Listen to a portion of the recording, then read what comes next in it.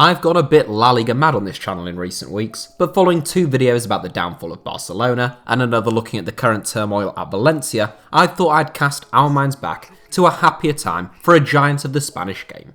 A bit of light relief for Barcelona fans, or perhaps just an incredibly depressing reflection on how far they've fallen. I didn't really think of that. Anyhow, my intention is the former, so I'll try to keep things light.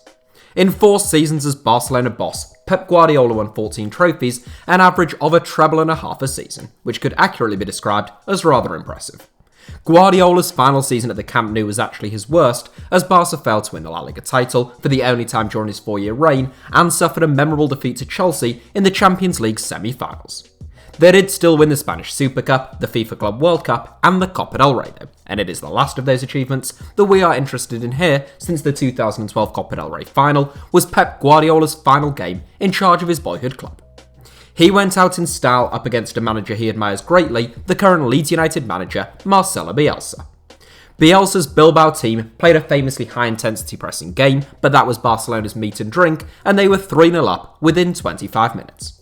That's how the game ended, as Barcelona popped the ball about to their heart's content, and today we're going to take a quick look back at that starting lineup. Here is the Barcelona 11 from Pep Guardiola's last game. Where are they now? Jose Manuel Pinto, music producer. Jose Manuel Pinto is best known for being a lovable character who kept spirits high in the Barcelona dressing room throughout an immensely successful era, but he was also a very talented second-choice goalkeeper. Prior to signing for Barcelona, Pinto spent a decade at Celta Vigo, where he won the Ricardo Zamora Trophy in the 2005-06 campaign, conceding only 29 goals in 37 appearances as Celta finished 6th. During his 6 seasons with Barcelona, Pinto only played 90 games, with his most appearance-laden season actually being his last with the club in 2013-14.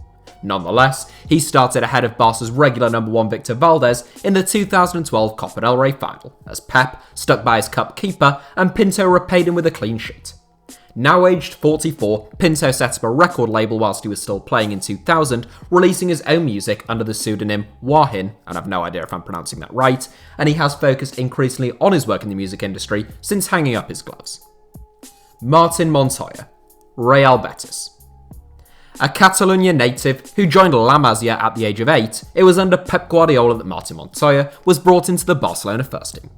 He made 10 appearances in all competitions in Pep's final season, providing Dani Alves with some much needed rest at right back, and Montoya was Barca's youngest starter in the 2012 Copa del Rey final. His game time increased under the late Tito Villanova, but Luis Enrique was seemingly less convinced, sending Montoya out on loan, firstly to Inter Milan and then to Real Betis. The 6-time unofficial Catalonia national team international signed for Valencia in 2016 and Brighton and Hove Albion in 2018, but he returned to Betis this summer, putting pen to paper on a 4-year deal. Gerard Pique, Barcelona. A man whose career owes a great deal to Pep Guardiola, Gerard Pique is another Barcelona-born former La Masia resident. Following 7 years with his boyhood club, whom he first signed for at the age of 10, Pique joined Manchester United in 2004. During 4 seasons at Old Trafford, Pique played 23 games, including 13 in his final season as the Red Devils won both the Premier League and the Champions League. One of Pep Guardiola's first decisions as Barca boss was to bring Pique back to the Camp Nou for just £5 million, and 12 years, 543 appearances, and 29 trophies later, that looks to have been a very astute piece of business. Pique is still at the Camp Nou, and he has been one of the most vocal critics of Barca's current regime, calling for a structural change following the club's humiliating elimination from the Champions League at the hands of Bayern Munich. Javier Mascherano, Estudiantes. Argentina's all-time record appearance holder Javier Mascherano joined Barcelona 2 years into Pep Guardiola's reign, and his development as a footballer was a fascinating one at the Camp Nou. A robust and doggish defensive midfielder who acted as a destroyer for both Argentina and Liverpool, Guardiola saw a different role for Mascherano. The Barcelona boss utilised Mascherano's excellent reading of the game and leadership skills at centre-back alongside Gerard Pique, despite the Argentine only standing at 5'9". Mascherano's height was rarely a problem, but it gave Pep an intelligent ball-playing centre-back who was accurate in the pass. Mascherano went on to spend 7.5 years in Catalonia, departing for Herbe China Fortune in 2018 and returning to Argentina in a move to Estudiantes de La Plata in 2019. Adriano, a pen. Call me an uninformed moron, you certainly wouldn't be the first, since I must admit that I'd missed Brazilian fullback Adriano's move to Eupen in Belgium earlier this summer. A former Brazilian international who won 17 caps for the Seleção between 2010 and 2013, Adriano also arrived at the Camp Nou in the summer of 2010. Much like his compatriot and fellow fullback Dani Alves, Adriano joined Barca off the back of many years with Sevilla, 5 to be specific, where he made over 200 appearances. A bit of a jack of all trades, Adriano is two-footed, he can play in a variety of positions, and he combines good technique with a solid understanding of the game to make him a very useful utility player for Pep Guardiola. Adriano played 189 games for Barcelona in 6 seasons with the club, departing for Besiktas, before returning to Brazil with Atlético Paranaense.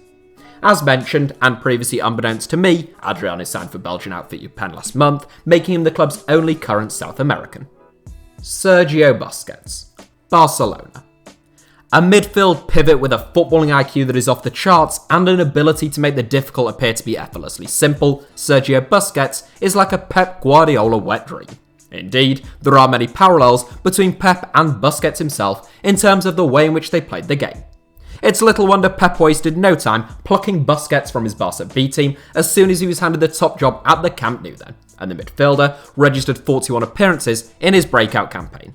That is especially impressive when you recall that he stepped straight out of La Masia into a midfield that could already boast the likes of Javi, Iniesta, Seydou Keita, and Yaya Touré. Nonetheless, Busquets was tailor-made for that team, and he quickly became the best holding midfielder in Europe. Over a decade on, Busquets has now played 579 games for Barcelona, but he looked a bit lost in Quique Setien's formation at times last season. Javi, Al Sadd manager.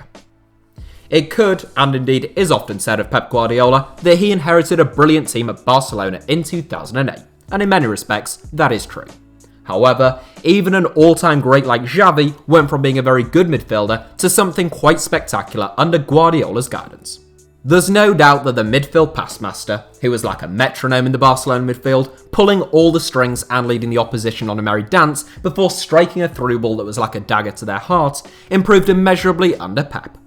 Having been with Barcelona since the age of 11, Javi departed in 2015, aged 35, to sign for Qatari outfit Al Sadd.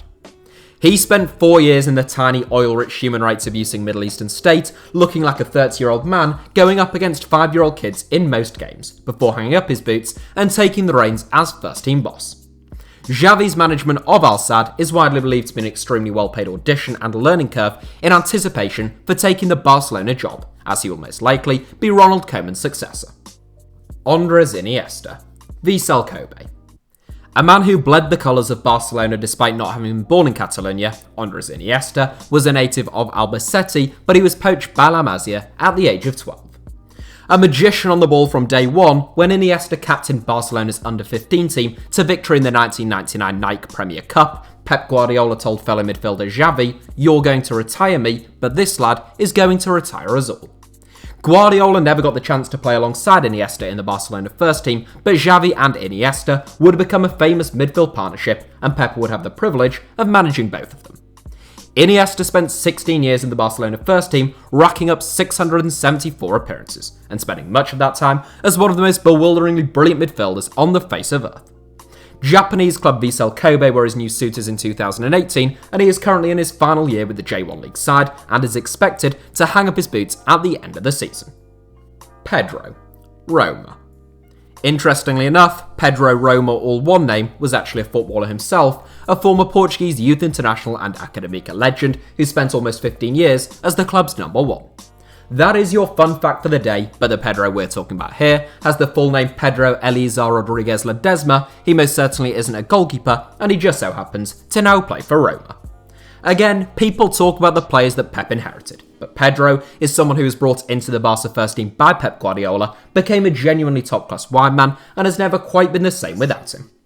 Pedro followed Guardiola's instructions to a T, and as a result, he played plenty of games and scored plenty of goals.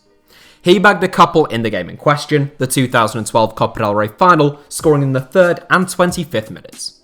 Pedro signed for Chelsea in 2015, and following 5 years at the bridge, the Spanish wide man signed a 3-year deal with Roma this summer.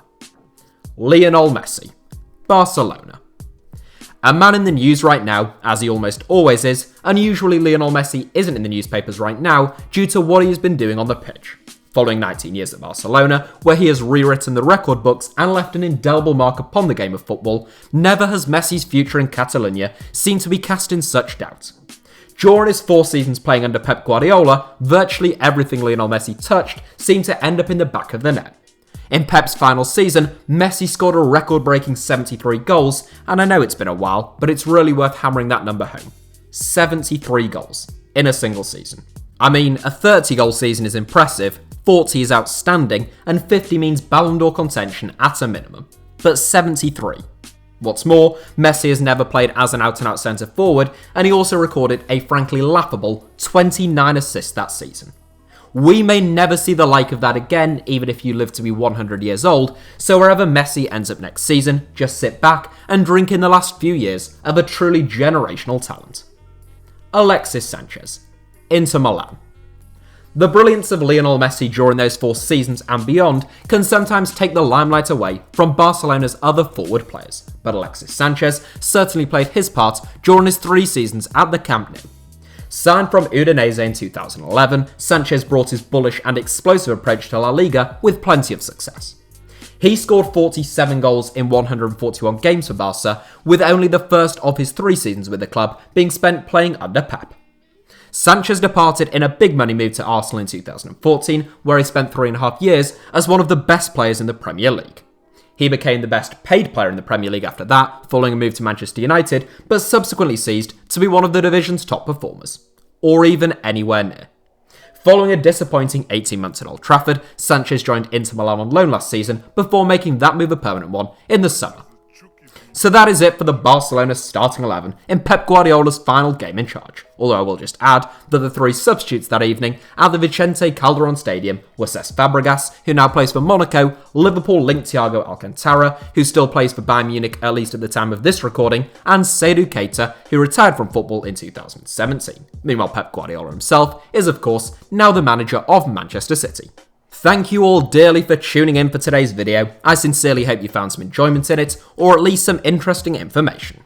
Do hit the like button if that is the case, let me know your thoughts down below in the comments, and don't hesitate to hurtle towards that subscribe button and turn on notifications if you aren't already a fully subscribed member of the HITC Sevens family. Everyone is welcome, except for Danny Guthrie, you're still not forgiven, for breaking Craig Fagan's leg in 2008.